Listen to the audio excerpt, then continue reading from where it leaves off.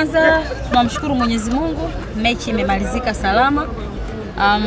Kuonyesha kile ambacho tunataka tukionyeshe, tumekionyesha, lakini kwa bahati mbaya hatujapata matokeo kwa maana ya alama 3.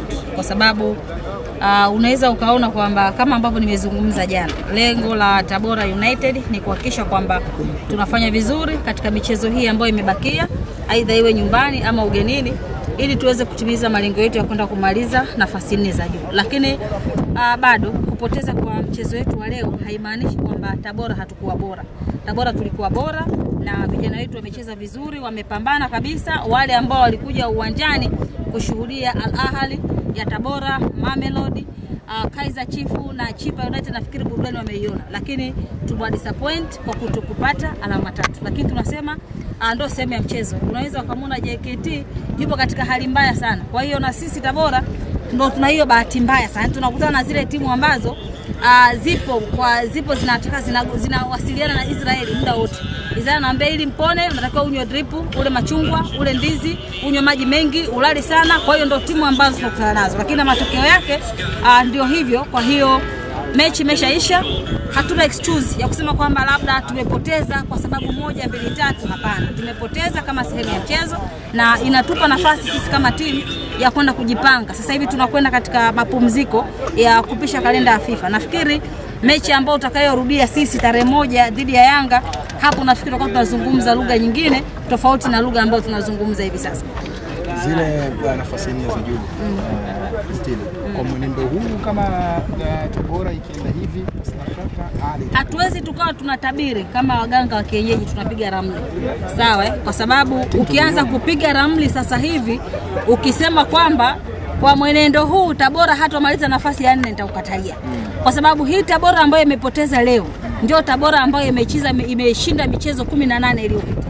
Hii Tabora ambayo leo hii imepoteza mchezo ndio Tabora ambayo imeweza kucheza vizuri mpaka ikafikia katika nafasi ya 5 mpaka hivi sasa. Ushanielewa?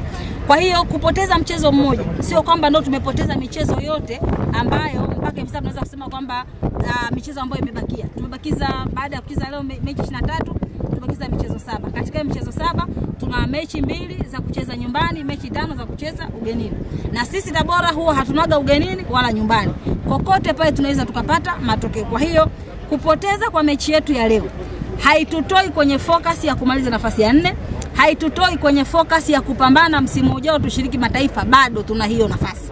Kwa maana hata ukiangalia timu ambazo zipo, hata ukimwangalia huyo ambaye yupo juu yetu pale kwenye nafasi ya 4, na yeye pia bado sio salama sana. By then leo atashangilia Tabora kupoteza mchezo. Lakini baada ya kupoteza leo inatupa nafasi kama tunachukua kama changamoto ya kwenda kupambana kwenye michezo ambayo inakuja, lakini still hatuwezi tukasema kwamba tumepoteza matumaini ya kumaliza nafasi 4 za juu. Bado. Yaani hiyo nafasi sisi bado tunayo na tunaiona hii hapa. Kwa hiyo tunakwenda mapumziko, tutakwenda kurekebisha haya ambayo yamejitokeza kwenye mchezo wa leo, na baada ya hapo tutakuwa bora zaidi na tutafanya vizuri na malengo yetu yatakwenda kutimia. Kuna athari gani ya nyuki kukumbatiwa kama ile? Athari ya kukumbatiwa vipi? Kama hivyo alivyokumbatiwa, nyuki amekumbatiwa, amepoteza alama 3. Yes, kwa athari kwetu ipo. Kwa sababu tunapokuwa kwenye mbio za kumaliza nafasi 4 za juu, unapopoteza pointi 1 tu, yule mpinzani wetu ambaye tunafukuzana naye, yeye anakuwa na advantage ya kusogea. Lakini pamoja na kwamba tumepoteza kwetu imekuwa changamoto, hatutaki kuchukua sasa kama udhaifu tukasema kwamba sasa ndo tumeshindwa. Hapana, kwenye kushindwa bado tunasema haishi mpaka ishe, si ndiye?